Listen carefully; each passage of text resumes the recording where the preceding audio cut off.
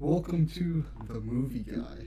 Now, I recently saw A Haunting in Venice, and by the title of the movie, at first I thought it was a horror movie, but no, instead it was a murder mystery. It turned out to be an Agatha Christie murder mystery, and I was quite shocked by that fact.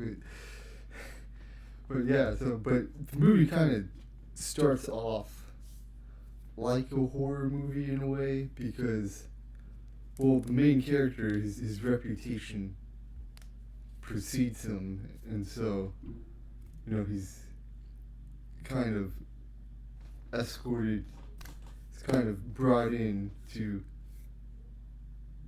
kind of debunk this woman because she claims to be a psychic, but then, due to his detective skills, his use of deductive reasoning, is she for real or is she fraud? And that's the initial premise of the movie. And so they go to this house and they think it's haunted, but then instead a murder happens, and so that's when it becomes a murder mystery. So he has to solve the issue. He has to solve whether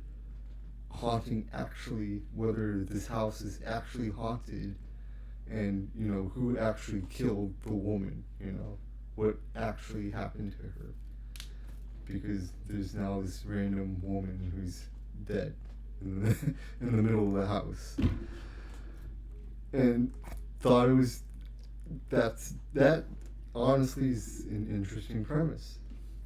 But it's kind of a tonal shift right in the middle of the movie, and you kind of confuses the audience, or at least it confused me on what the movie was actually supposed to be about. So that's my only real gripe of the movie. And the acting was well done, and I was surprised Tina Fey was the main actress in the movie, because she's known for comedy. She's known as a writer and a comedian on Saturday Night Live and 30 Rock. She created 30 Rock, and she created Mean Girls, and you'd think, oh, she's a comedian, but then she actually would turn out to be, she played a very serious role in the movie. So that in itself was surprising. But then there's a history of comedians being surprisingly great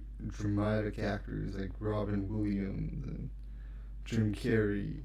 So, but overall, I give the movie a 3 out of 5 stars. I kind of, to be honest, I kind of found it boring in a way, a bit boring, but because it seemed like standard. Like, once it gets to the murder mystery part, even like the first act, the first and 2 acts were kind of standard fare, and then the third act also tended to be, it's a standard. The last half of the movie was a standard murder mystery. But you do see character growth for the main character, for Kenneth Branagh's character, because, at first him and Tina Fey's character, they're very skeptical of this woman. Is the house actually haunted? She an actual psychic?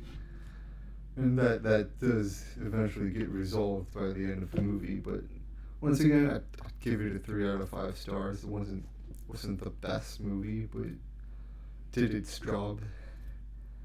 It did its job. So that's it for my review for today. Please like, subscribe, all that.